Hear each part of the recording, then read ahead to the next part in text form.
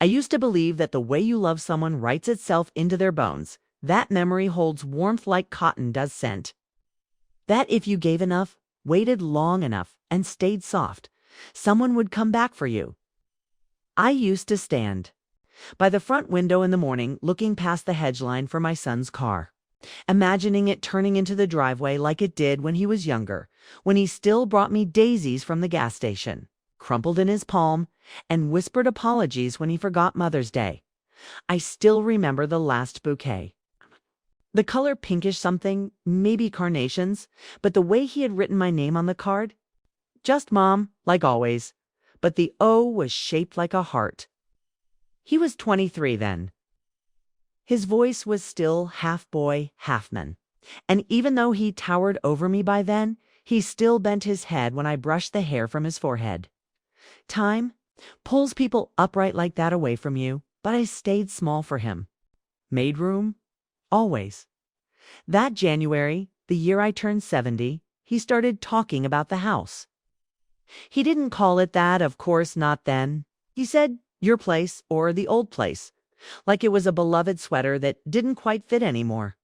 He brought up the boiler first, said it made no sense for me to keep fixing it every year, said it would be easier, smarter, safer to let go.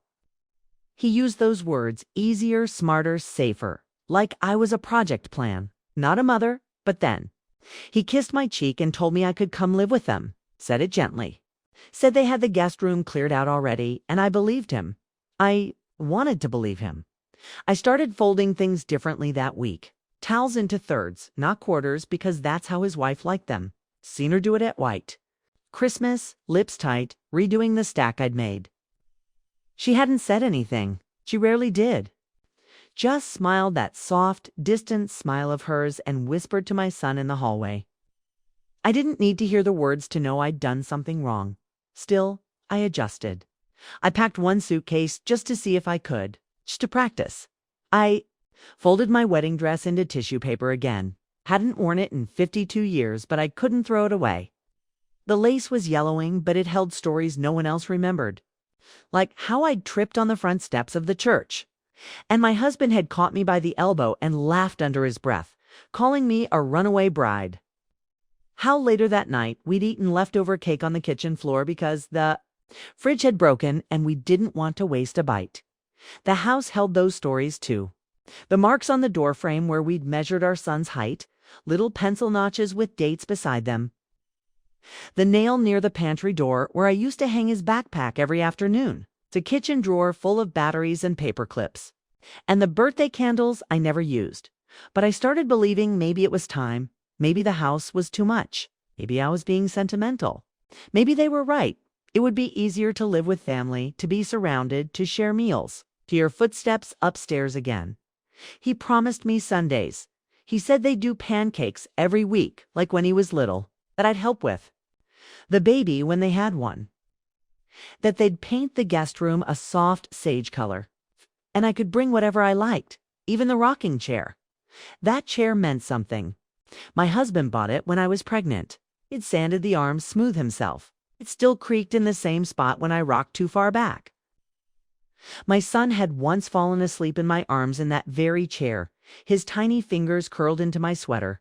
I imagined rocking his baby in it someday. I let myself hope. I let myself believe in that room, that corner, that new version of old love. So I started preparing. I called a contractor and had the roof tiles redone, just in case. I paid off the remaining property tax early. I even had the carpets deep cleaned, thinking it would make the transition easier. I didn't tell anyone, not even my oldest friend Janine, because I didn't want to hear, "Are you sure?" Or worse, "Why now?" I was doing it for my son, for his family. For the promise of being wanted. One morning, I made a list of what I'd take. It wasn't much, just the chair. It's my sewing box. The framed photo from our last family trip. The one where I'm in the background, but still smiling. I circled that photo in red pen so I wouldn't forget. I started baking more too. Muffins, banana bread, things I could freeze and bring. Over. His wife had once said I made the best peach cobbler she'd ever tasted.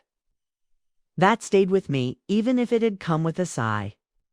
I thought maybe if I brought food, it would help. I imagined leaving little containers in their freezer, labeled in my handwriting. It was something I could offer, a way to be useful. It's a way to belong. I waited by the phone every evening, expecting another call, expecting updates, expecting something. But the days stretched. It's 1 week, then another dot. When I finally called him, he picked up on the third ring, said they were still figuring out logistics. That work had been crazy, that they'd talk again soon. I could hear her voice in the background, not what she said, just the tone. Sharp, tired, clipped. He lowered his voice and told me he'd call back. He didn't, but I still believed. I sat in the cleaned guest room with the suitcase beside me, rehearsing what I'd say, how I'd thank them, how I'd offer to help with groceries or chores. I even practiced my tone. Cheerful, light, not too much. Didn't want to be a burden, just a bonus. Janine came by for tea one afternoon and said I looked different. She meant thin. I hadn't eaten much nerves, maybe, or hope. I made excuses. Told her I was just getting ready for a new chapter, that my son had asked me to live with them, that they wanted me. Her eyes softened and she reached for my hand. I told myself it was real. I told myself this was how love returned slow. Thoughtful, careful, even when the days grew quieter, even when the voicemail stayed empty, even when my birthday passed and all I got was a late message that said, sorry, things got away from us. I held on because sometimes hope isn't loud. Sometimes it's just a suitcase in the corner and a rocking chair you keep dusting, even when no one's coming. But there was one moment, small, barely a whisper, when the light through the kitchen window shifted and I noticed the cobwebs in the corners. I realized I hadn't vacuumed in days. I realized I'd been waiting more than living, and I sat down at the table, alone, and whispered to no one. What if they've already decided? What if the room was never really mine? That's how it begins, isn't it? Not with a slammed door or shouted goodbye, but with the echo of a phone that doesn't ring. You start to notice the absence, like you would a missing button on a favorite coat. At first, you tug at the empty space by habit, still expecting the click. But over time, your fingers learn not to reach. It was subtle. Their calls used to come. On Wednesdays, like clockwork, he'd tell me about work, about the house. Once he even sent a photo of the new crib they were setting up, pale birch wood, sunlight on the floorboards behind it. I stared at that image for a long time, imagining where my chair might go. But then came a week without a call, then 2. And when I rang, it went to voicemail. The message stayed the same. Hi, this is Mark. Leave a message. I always did. Light and kind, nothing too long. Just saying hello, I'd say. Hope you're all doing well. Once I tried something different. I baked a tin of almond biscotti, my recipe, the one he used to sneak from the jar when he was supposed to be studying, and I tied it with gold ribbon. Added a handwritten card. Not dramatic, just a note that said, thought these might bring a smile. Love, Mom. I never got a reply. I even wondered if the address had changed. One morning, I walked to the edge of the garden and stared at the hydrangeas I'd planted 20 years ago. They were overgrown now, creeping toward the cracked flagstone like they were reaching for someone who hadn't come home. I trimmed them back with shears that squeaked. Every cut made me feel a little more forgotten. Still, I waited. Still, I made excuses. They're busy, I told Janine. Her pregnancy must be taking a toll. Janine didn't say anything, just stirred her tea with the quiet grace of someone who's learned not to say, I told you so. She looked at me the way you look at an old sweater unraveling gently, with sadness, knowing it won't survive too many more wears. When I asked if she thought I was overreacting, she just said, I think you know the answer, but you're not ready to hear it. I wasn't. Not then. Instead, I busied myself with things that didn't matter. Rearranged drawers, sorted old letters, polished picture frames that no one looked at anymore. My husband's photo sat above the mantel. Used to talk to it sometimes, just softly, in the quiet of late afternoon. I'd say, they're coming, you'll see. And I imagined him nodding, the way he used to when I rambled, amused, patient, always letting me hold on to my hope a little longer. But the silence grew teeth. One day, I saw a missed call from a number I didn't recognize. I thought maybe it was them. Maybe she'd gotten a new phone, or maybe it was a hospital update. My hands shook when I pressed call back. It was a spam line. Solar panels. I sat at the edge of the bed and felt something hollow open in my chest. It wasn't anger. It wasn't even sadness. It was the realization that I was drifting from their orbit like a balloon with a loose knot. It's barely visible anymore. It's not tethered, just floating quietly into somewhere forgotten. The house echoed more lately. I turned the radio on just to hear voices. Sometimes I'd hum along, even though I didn't know the words. In April, I sent a message. Hope everything's okay. Me know if you need anything. Missing you. He saw it. The app said read. But there was no reply. That night, I lit a candle for myself. Just one. In the kitchen. I let the wax melt down until it curled at the edge of the dish. I don't know why I did it. Maybe because I needed to feel something melt. Something change. A week later, I got a text. Just 2 words. All good. No punctuation. I stared at it for a long time. I don't know what I expected. Maybe a follow-up? Maybe how are you? Maybe anything. The words sat there, cold and distant. A confirmation, not a connection. I didn't reply. It was the first time I didn't. And still, part of me felt guilty. It's funny, mothers can spend decades raising someone and still feel apologetic when they ask to be remembered. One afternoon, I walked to the mailbox with a hopeful heart. It was spring.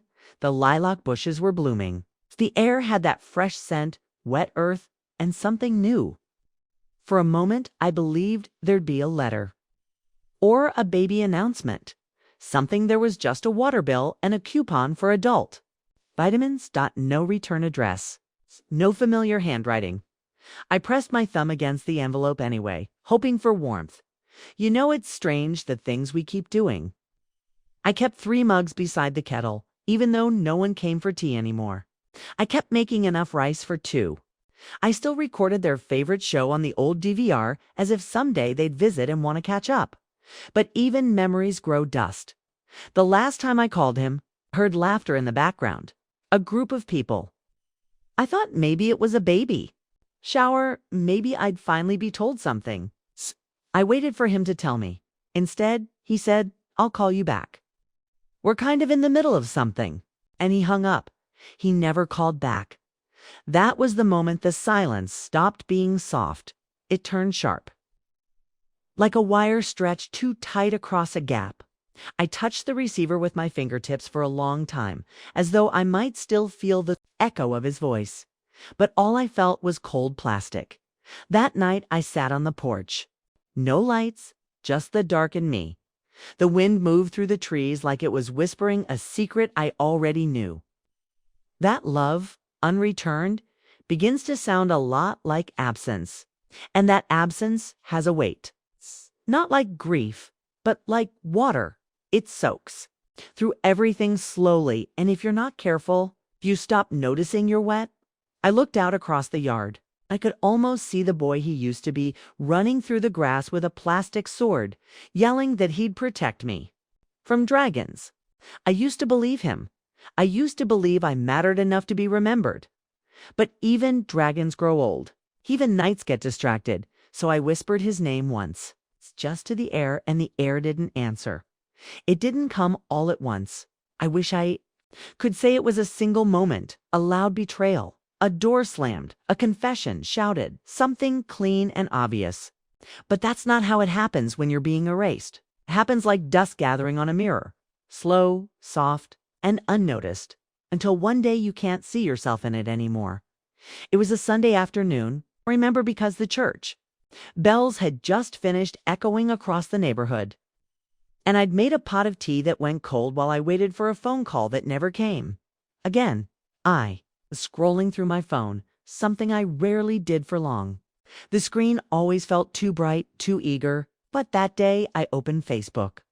Not to spy, not even to see what they were doing, just to feel closer maybe, to see if he'd posted a photo, to find a piece of them in the silence. That's when I saw it. A photo.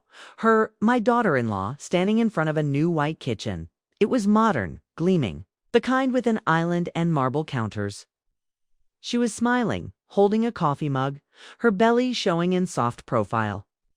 The caption said, "Finally moved in. New home, new chapter. Grateful." There were dozens of comments, congratulations, heart emojis.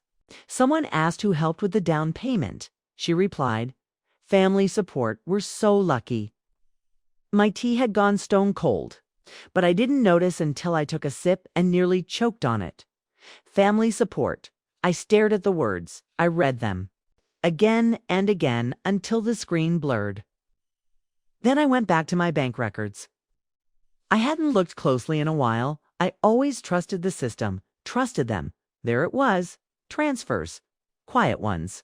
Small enough not to trigger a call, but frequent enough to be intentional. A few thousand here, a few thousand there. My son had access. He'd offered to help with the bills years ago, when online banking became too much for my eyes. I'd trusted him, of course I had, but now I saw it all. 12 months of silent withdrawals. The pattern of removal. And it wasn't just the money, it was the decision. They hadn't asked. Not once. They'd taken it like it was already theirs. The next morning, I walked out to the garden. I couldn't bring myself to cry. I stood near the fig tree, the one my husband planted before he passed, and stared at the patch of soil that had always needed extra watering. I'd brought so much to life in that dirt. I'd kept it alive through winters and storms. But now it just looked tired like me. Later that week, I went to the grocery store, not for anything specific. I just needed to be where people moved. Where voices hummed, where something still felt like it belonged. I passed a neighbor, young, polite, who offered a quick wave and a smile. I asked how his mother was doing. He said she'd just returned from a family trip. His brother had surprised her with a weekend away.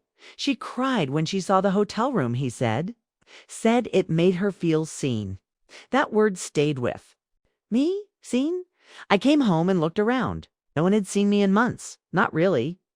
That evening, I opened the mailbox. There was a letter, thick paper, gold crest in the corner. 'Twas a homeownership welcome package, stressed to Mr. and Mrs. Tay. As if you're using like a scanner app, and it's like a scanner app, and it's like, we're gonna die. Like, look with me. Mark Henley. My son and his wife Dotted had been forwarded to my address by mistake. I held it for a long time before I opened it. The first page was a mortgage approval summary. But it wasn't what was inside that broke me. It was what was written in the margin. A. Sticky note probably scribbled without much thought.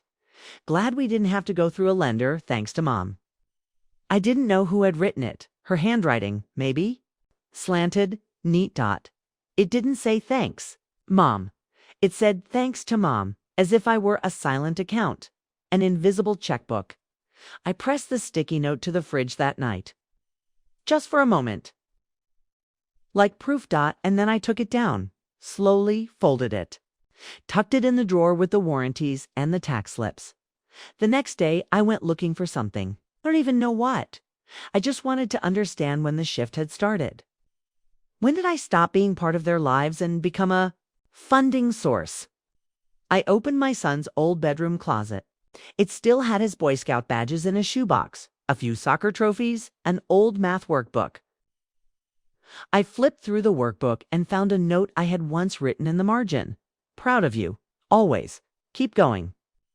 And I realized then I had spent so long pouring encouragement into him, building, supporting, lifting that I hadn't noticed how little of it had returned.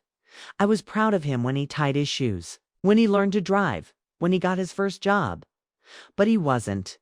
Proud of me for surviving alone, for keeping the house afloat, for tending the garden.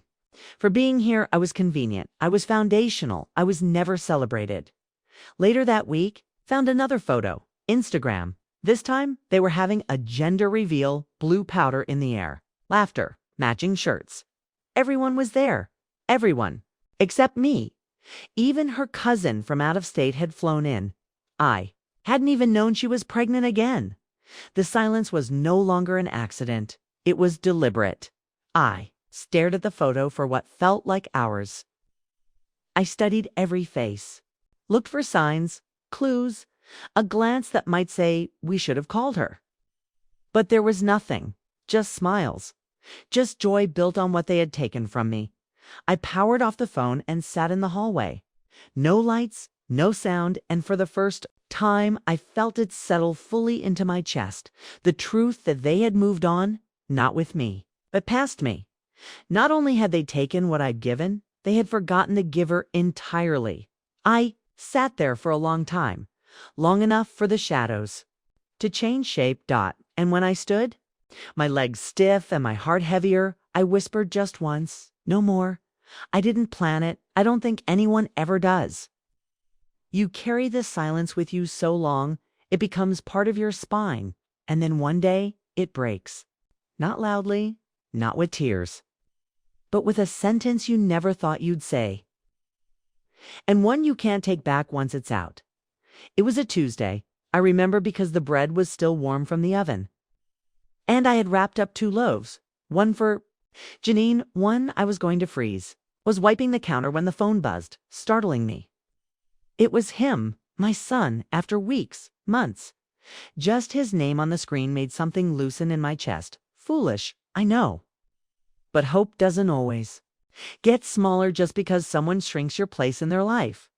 I answered on the second ring. His voice was cheerful, too cheerful. He asked how I was, how the garden was doing, whether I'd seen the tulips bloom yet. I answered simply, carefully, waiting for the real reason he was calling. The pause came after he mentioned the baby, due in 3 months. I held the phone. Tighter. Then he said it. Hey, I was going over some paperwork. Just wanted to check. Did you already sign the house transfer documents? You mentioned thinking about it a while back. I didn't speak. The silence between us stretched, taut, and dangerous. He filled it with a laugh, forced, hollow. No pressure, of course. It's just easier to sort everything now while you're still able to. That's where I stopped him. Still able to? Like I was on a countdown. Like my worth was measured by how many days I had left to be of use. I told him to come over in person, that I had something I wanted to say, and I wanted to look him in the eyes when I said it. He hesitated, but agreed. When he arrived, I was already seated at the kitchen table. I hadn't set out tea. I hadn't baked anything. For the first time in my life, I didn't prepare softness for him. He sat across from me, confused. He wore a blue dress shirt, sleeves rolled up, and glanced at his watch like he had somewhere more important to be. I noticed he didn't take in the room, didn't look at the photos on the fridge, or ask how I'd been. His eyes were already at the finish line of the conversation, chasing what he wanted. I asked him gently why he hadn't told me about the new house, about the money, about the baby. He blinked, laughed a little. We didn't think you'd mind. You've always said you wanted to help. I reminded him that I hadn't offered the house, that I hadn't agreed to be erased. His face changed, then tightened, like I'd offended him. You're blowing this out of proportion, he said. It's just paperwork. It's not like you're using the whole house. You're here alone, eh? Makes sense? He said it with that tone, the one people use when explaining to a child why they can't keep a broken toy. I asked him if he'd ever thought about what the house meant to me. Not the bricks, not the market value, but the life inside it. He didn't answer, so I told him what I'd seen. The posts, the note, withdrawals. His mouth opened slightly, like he was searching for a defense that wouldn't sound cruel. Finally, he said, Look, I didn't want to upset you, but the truth is, you don't need all of this anymore. You're older now, and we have a growing family. We thought this would be easier for everyone. It's easier for everyone. He said it like it was kind. I watched him then, really looked at him. This man, this boy I had once swaddled, whose fever I had nursed with cool cloths. His first heartbreak I'd comforted with chocolate and silence. He looked back at me like I was a roadblock, a logistical inconvenience. He reached for my hand. I didn't give it, he sighed. Why are you making this so emotional? I wanted to scream, but ID in single quotes. Instead, I said, because this isn't about the house. This is about how you've made me feel like a burden. It's like a transaction. That's not fair, he said quickly. We love you. You just don't understand how much stress we're under. I thought about that, how easily my pain had been repackaged as inconvenience. I nodded once, then I stood and walked to the cupboard. I took out the tin where I kept old letters, birthday cards, drawings he'd made in school. I placed them on the table between us. This, I said, is what you used to give. Me, words, love, thought. And now he looked down at the pile without touching it. Then up at me, with something hard in his eyes. I didn't come here for guilt, he said quietly. I came to sort things out like adults. Ah. I looked at my son and saw a man who had forgotten how to see me as a person. Then let's be adults, I said. You don't get to take what's mine and pretend it's love. He stood. No apology, no softness. We'll talk later when you've calmed down. He turned and left without hugging me. I heard the car start. I stood at the window and watched him drive away. The same way I had watched for him as a boy, waiting for him to come home with skinned knees or a scraped-up smile. But he didn't. Turn back, not even once. That night I sat at the kitchen table and opened the tin again. Not for him, for me. Inside was a crayon drawing from when he was 6. It was a picture of a house with 3 stick figures holding hands. He'd labeled them in crooked letters. Mom, Dad, me. Above it, he'd written, My home forever. I ran. My thumb across the page. Then I put it back in the tin, and I whispered, it was, until you forgot it was mine. Something changed after he left that day. Not loudly, not dramatically, just a soft shift. Like the first crack of dawn behind the hills, unnoticed until you realize the shadows are starting to lift. I didn't cry. I didn't call Janine. I didn't walk in circles or question whether I'd said too much. Instead, I opened the windows. I let the house breathe again, for weeks. It had felt like I was holding my breath, waiting for someone to love me properly. Waiting to be remembered, invited, needed. But hope like that starts to rot when it's left unattended too long. I needed fresh air. I needed space to become more than what they had narrowed me into. The next morning, called a lawyer. His name was Mr. Ghani.com voice, a little gravelly. The kind that makes you feel like things will be all right, even if they aren't just yet. I told him I wanted to make some updates. He offered to come to me when he arrived. I was already at the dining table with folders spread out like a quilt of my life. Old deeds, bank statements, a yellowed copy of my will from a decade ago. He took his time, asked careful questions. He didn't rush me. He was the first person in months who looked me in the eyes like I was still whole. I told him I wanted the house to go to someone else, not my son, not his wife. I didn't tell him the whole story. I didn't have to. I only said I wanted to go to someone who will respect the roots planted here. I chose a name, a woman who used to be my student years ago, Maria. She's a nurse now. She writes me Christmas cards every year with little drawings from her daughter in the margins. When her husband lost his job, I once dropped groceries on their porch and didn't ring the bell. She never forgot. I knew she would understand that walls hold memories and that a garden is never just flowers. Next, I closed the shared account. It took 10 minutes. The banker raised an eyebrow when he saw my son's name listed. I didn't explain. I just smiled gently and said, it's time. I opened a new one in my name alone. A quiet account. It's just mine. The woman at the counter slid the card across the table like it was nothing. But I felt the weight of it. My name. My independence. Pressed in plastic that night, I took out the old recipe box from the cupboard. It smelled like cinnamon and faint. Ink, I flipped through each card, wiping dust from the corners. Every dish had a story. Lemon rice from the night my son got accepted to university. Bread pudding from the weekend we lost his father. And my husband's favorite caramel cake. The one I made every year on his birthday, even after he was gone. I chose 3 recipes, copied them in neat handwriting, folded them gently. Then I slid them into an envelope addressed to Maria. No note, no explanation, just a whisper. This was once home. Let's make something beautiful here. The next day, I walked through each room of the house with fresh eyes, not as a caretaker or a placeholder, but as a woman who had earned every creak of these floorboards. I took down a few frames, rearranged the bookshelf. Throughout the guest towels I'd been saving for visits that never came. I even tossed the lavender sachet I'd tucked into the suitcase, the one I'd packed months ago. Waiting for my son's invitation to come live with them, I hadn't realized how long it had been sitting in the corner of the guest room. Like a wound I refused to dress, I emptied the suitcase, put it back in the closet. Then I went into the garage. The rocking chair was there, covered in an old sheet. I pulled it off slowly, ran my fingers along the arms. Still creaked in the same place. I rocked forward once, then back. And in that moment, I realized I didn't need a baby in my arms to be grounded. I could rock myself. I brought the chair inside, set it by the kitchen window.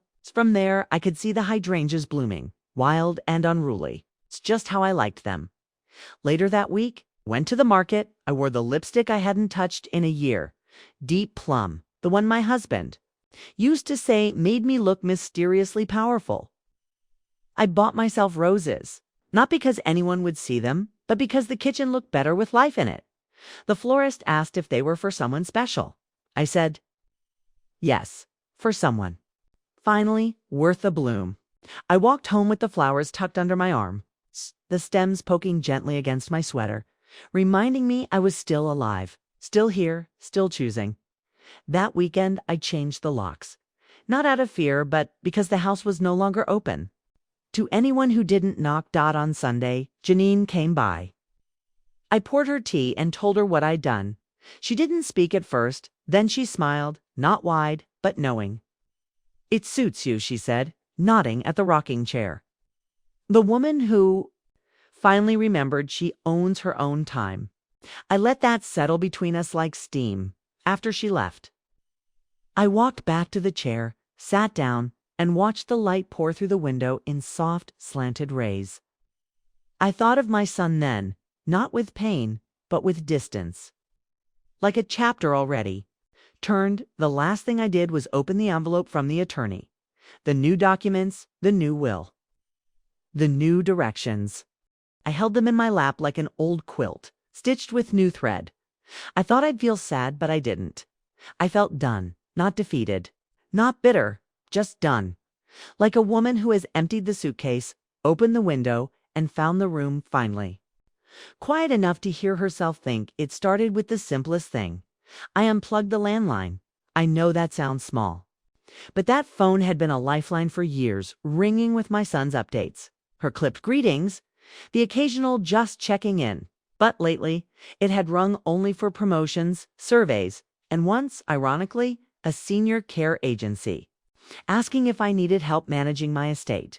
I let them talk, took their number down, and dropped it in the bin. The next day, I turned off the voicemail notifications on my mobile. Not that there were many, just the occasional automated alert or a stray message that began with, "Hey, it's me, call me back." But even that became too much. I didn't want to call back. I didn't want to chase after crumbs of connection. Anymore, I wanted silence. Not the kind that hurts, the kind that heals. I stopped checking their social media too. That had been the hardest habit to break. At first, I would scroll at night just to see glimpses, a blurry photo of the babies. Hand a slice of cake with it's a boy. In frosting, the edge of her dress at a family party. I'd zoom in as if proximity could replace presence. But one evening, looked at a photo and didn't feel anything. No ache. No longing, just emptiness.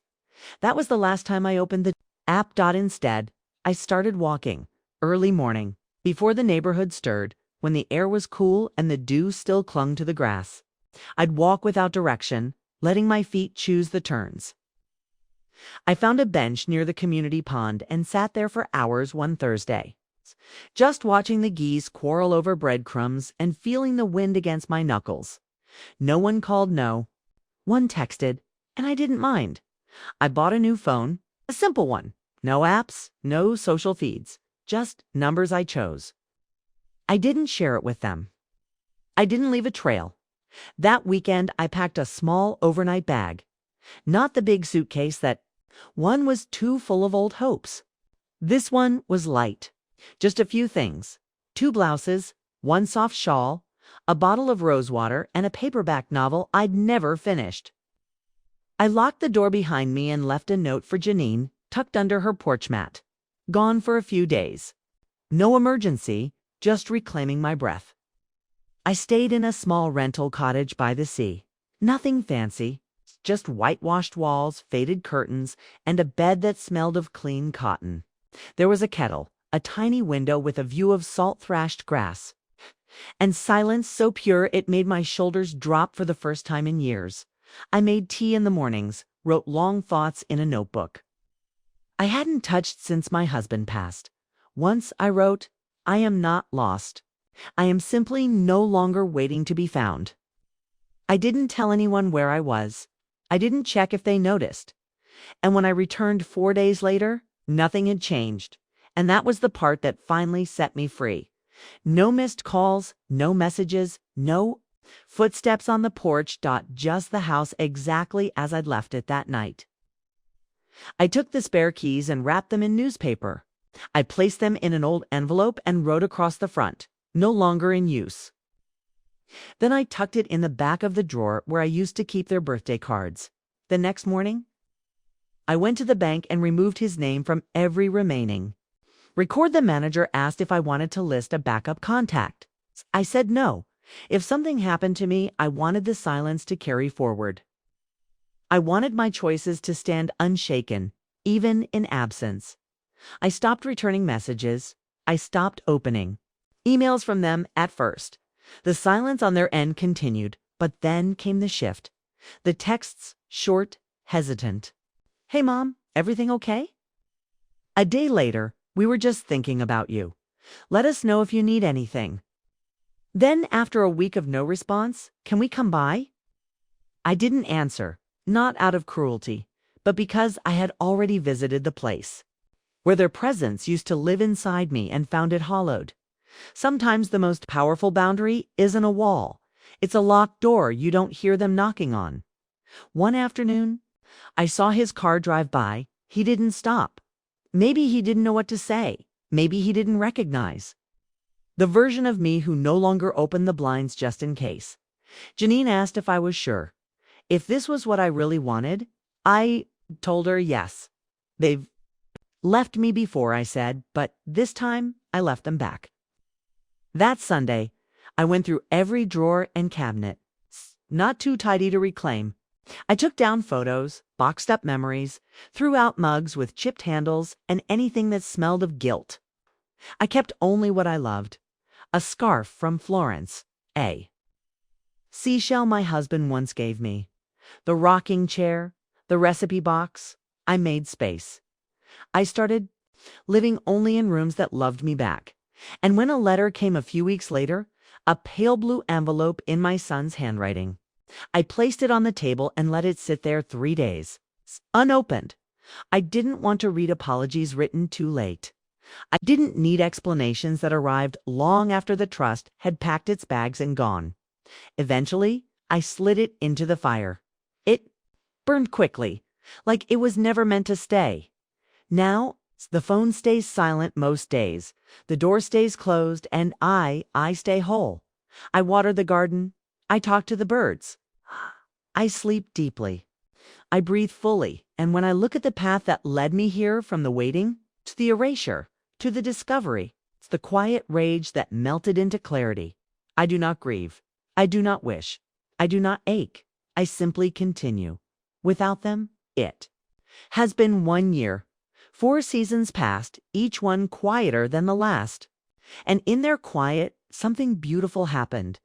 I began to hear my own life again. The wind sounds different now. Not lonely, just true. It passes through the trees like a woman humming to herself. unafraid of being overheard. The mornings belong to me. I rise early, not because anyone needs me, but because I want to see how the light falls across the kitchen tiles. My days are soft now. There is no schedule. There is no role to perform. I make porridge with cinnamon and sit by the window with my mug wrapped in both hands. I no longer wait for calls or notifications. I no longer glance at the driveway expecting a familiar car. The stillness no longer stings. It heals. The rocking chair lives in the sunroom now. I moved it there in spring, beside a small table where I keep my notebook and a bowl of lemons. I write most mornings, nothing grand, just fragments of thought, little sentences that come without pressure. Last week I wrote, "You do not need to be remembered by them to remember yourself." And I smiled because I believe that now. The hydrangeas bloomed blue this year, brighter than before. I spent hours pruning the garden with my gloves and old sun hat. Janine helped me once, brought over her kneeling mat and a thermos of iced tea. We talked about nothing and everything. She said I seemed lighter. I said I had stopped carrying things that weren't mine anymore. A few months ago, Maria stopped by. She didn't know yet about the house, the will. She came just to visit. She brought a tiny jar of marmalade her daughter had helped her make. And we sat on the porch watching the clouds shapeshift into dragons and ships and hearts. I looked at her, at the woman she's become, and I felt something stir, not pride. Exactly, not ownership, but deep. Human gladness. That the love I gave out had landed somewhere. It was held with care. She doesn't know yet what this house will one day mean to her, but I know, and that's enough. One afternoon in early autumn, there was a knock at the door. Not firm, not loud, just hesitant. When I opened it, I saw a child, a boy, about 4. His hair was the same golden brown my son once had, his eyes round. With confusion and curiosity stared up at me. Behind him stood a woman, her arms crossed, mouth uncertain. My daughter-in-law. I hadn't seen her in over a year. She didn't speak at first, just offered a small nod. I stepped onto the porch, not inviting her in, but not turning her away. She said they were nearby, that he, the boy, had asked to see Grandma's garden. Thought he had seen it in photos, and my son had told him stories. I didn't answer right away. I looked at the child, at the dirt on his shoes, at the small bouquet of weeds and wildflowers clutched in his hand. Then I knelt, not for her. For him. He handed me the bundle, and I took it gently. "They're for your kitchen," he said, without prompting. I smiled. "Then they shall go in my best vase." She watched, arms still folded, like she didn't know what to do next. I stood slowly, and I said, "You're welcome to walk the garden with him." That was all. I didn't ask about my son. I didn't ask why they had come now. After silence, I didn't invite them in. They walked the garden path while I sat in the rocking chair, the small bouquet in my lap. I could hear the boy giggling as he chased butterflies, her voice instructing gently. The sound of small feet against stone. When they were done, she returned to the porch. "Thank you," she said quietly. I nodded. "He's lovely. He takes after his grandmother," she replied, voice softer than I remembered. I didn't correct her when they left. I placed the wildflowers in a glass jar and set them on the windowsill. They wilted by the next day, but I didn't mind. Everything is meant to stay. That night, I sat in the garden long after sunset. The air was cool, the moon hung heavy and low, and thought of all the things I had once waited for. The invitations, the calls, the explanations. Thought of the woman I used to be. The one with the packed suitcase and the rocking chair hidden in the garage. The one who thought she needed to be chosen to have worth. But I know better now. I am not a background character in their story. I am the author of my own. I did not vanish. I simply walked off their stage and built a softer one of my own. And now I am surrounded by peace. Not the kind that asks to be seen. It's the kind that hums beneath the surface. It's like warm tea in a quiet room. I don't need them to come back. I don't need apologies late and folded. I don't need their table. I have mine. And when I sit at it each evening, a lit candle, a single plate, the scent of time in the kitchen, I feel more alive than I did in years of trying to belong where I was no longer wanted. Love that must beg is not love. Silence that soothes is not absence and peace. True peace is when you stop chasing what you've already outgrown. So I sit, I rock, and I write one final line in my notebook. Let them wonder. I am already home.